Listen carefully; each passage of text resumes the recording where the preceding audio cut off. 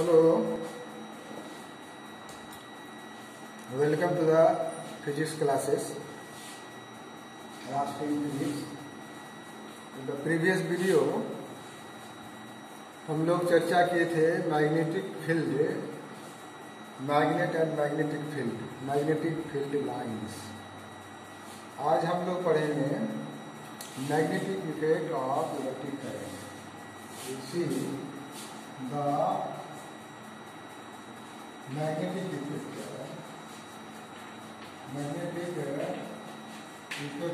Of electric current.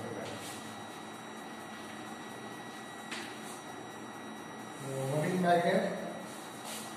Magnet is a substance which can attract magnetic materials like cobalt and nickel।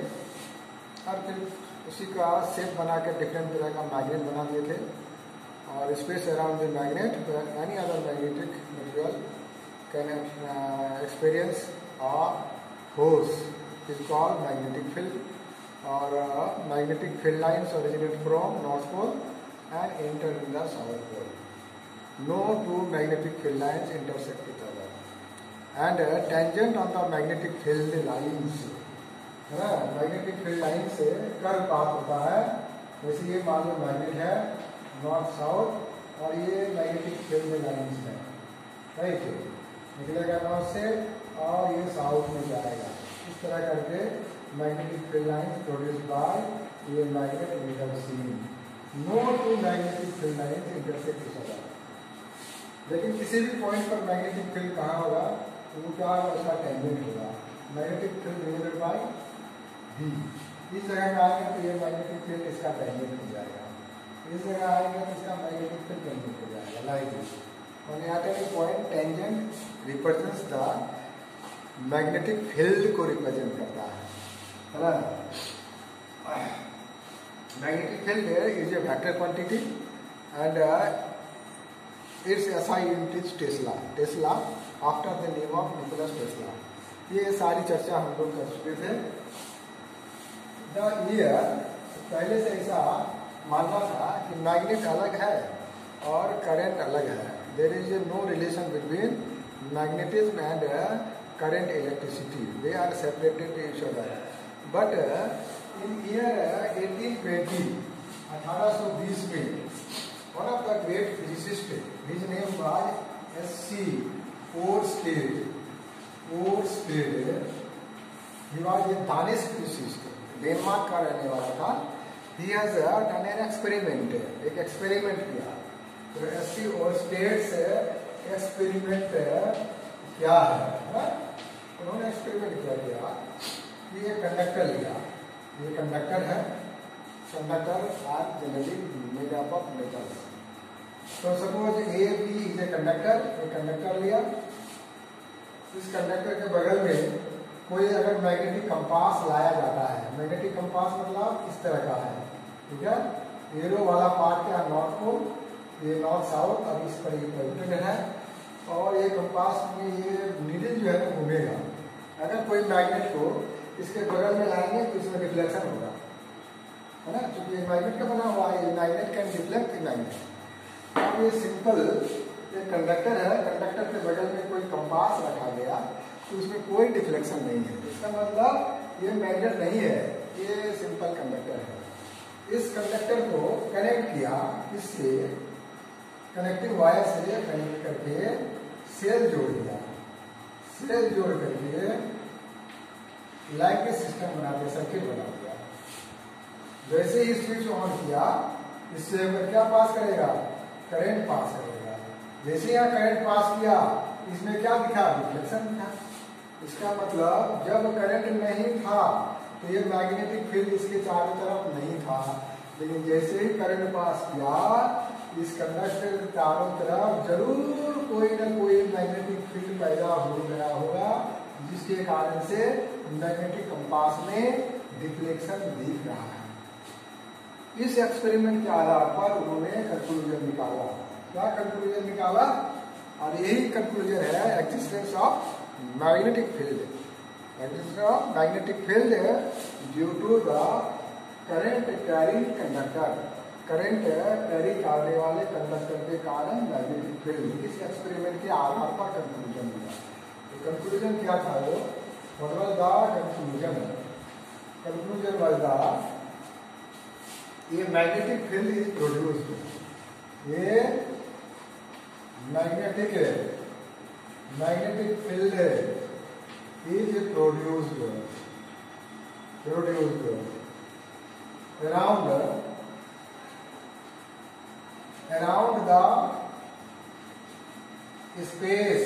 around the space of a current carrying conductor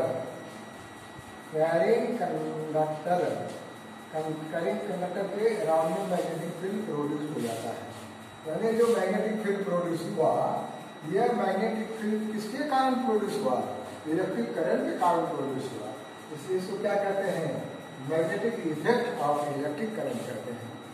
तो on the basis of this experiment, Oersted has given the conclusion space around the current carrying conductor a magnetic field is produced, या ये magnetic field is produced around the space of A current carrying conductor.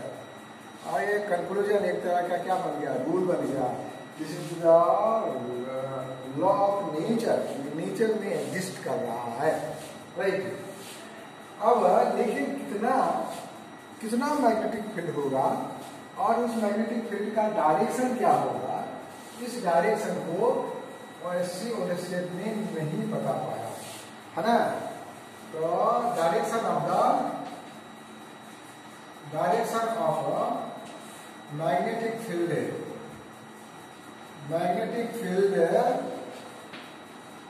Around current carrying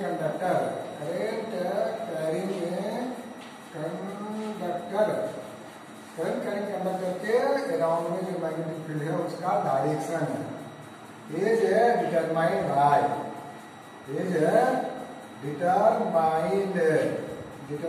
bye right hand thumbs rule. इससे है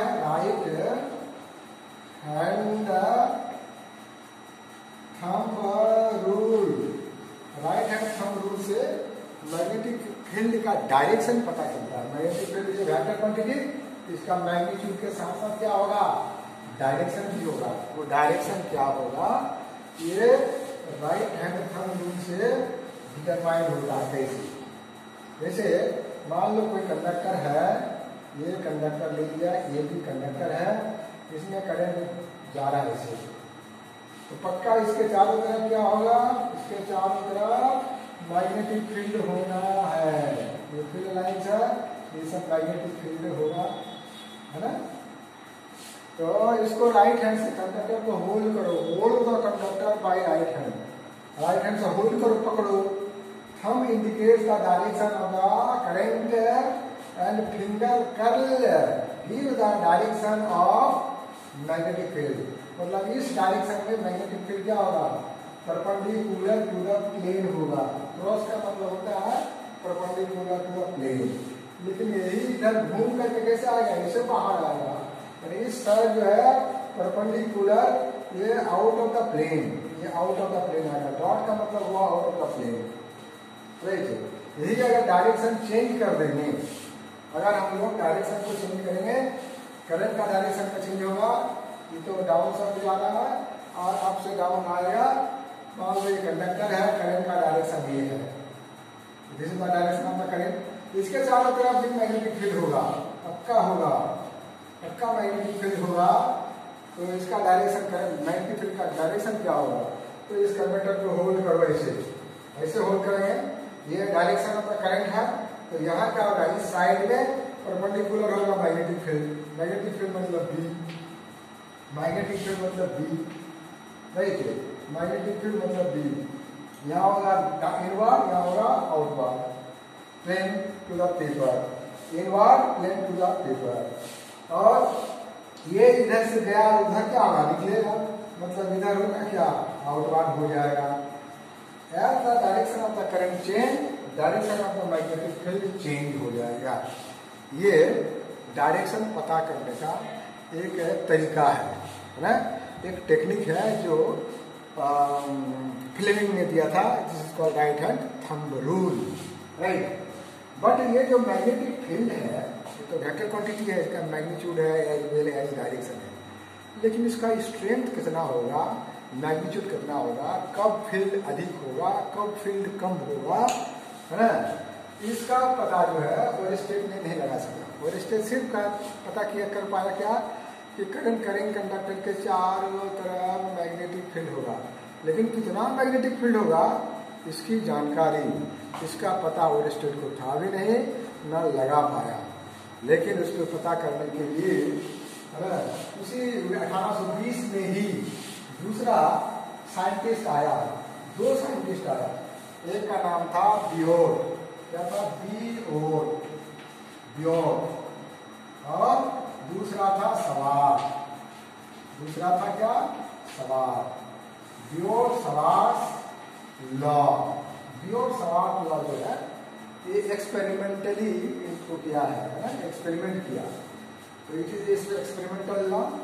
बियोर सवार ने मान लो conductor ले लिया, ऐसा वाला कंडक्टर ले लिया, किसी शेप का ले सकते हैं, लार्ज शेप का कंडक्टर ले लिया, ऐसा वाला कंडक्टर लिया, कंडक्टर मान लो XY है, इसके चारों तरफ मैग्नेटिक फील्ड है, कुछ नहीं है, लेकिन जैसे ही करंट पास करेगा, करंट I पास कराएंगे, करंट कहाँ से पास करेगा, उसके सोर्स होना चाहिए, सोर्स के लिए क्या करेंगे, यहाँ लगा देंगे बैटरी, बैटरी लगा देंगे, है ना, तो करंट पास करना शुरू करेगा।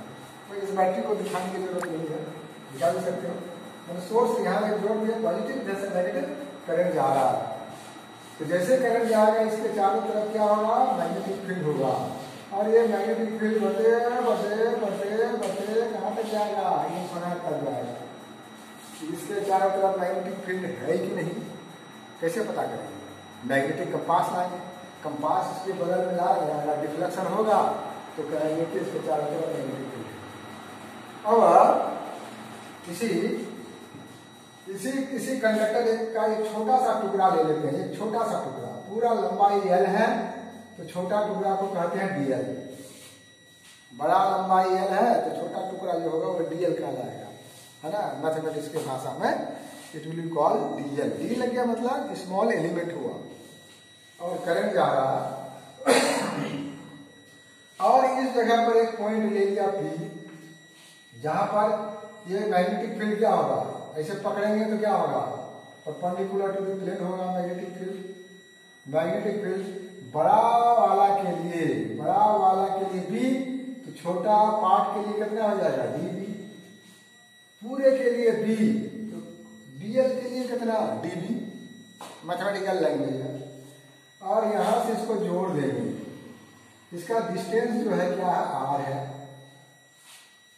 और ये कंडक्टर और ये पोजीशन डिस्टेंस के बीच जो एंगल बनता है वो थीटा है।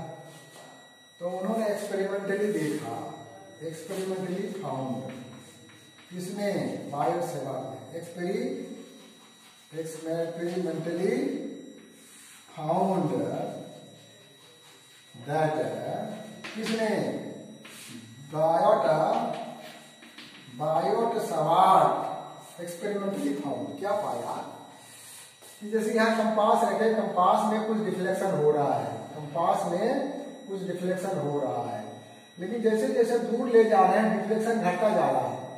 डिफ्लेक्शन घटने का मतलब क्या है कि स्ट्रेंथ कम हो रहा है, लेकिन इसको अगर नजदीक लाते हैं तो डिफ्लेक्शन क्या हो रहा है, ज्यादा हो रहा है, डिफ्लेक्शन क्या हो रहा है, अधिक हो रहा है।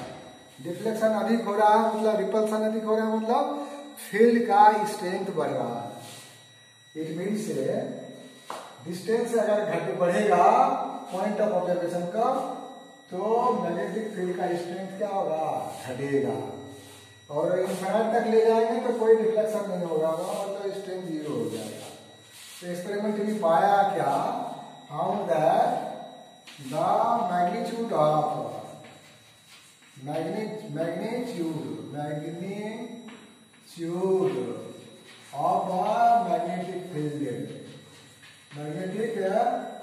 फील्ड dB क्या है, ये dp जो है inversely proportional to distance square.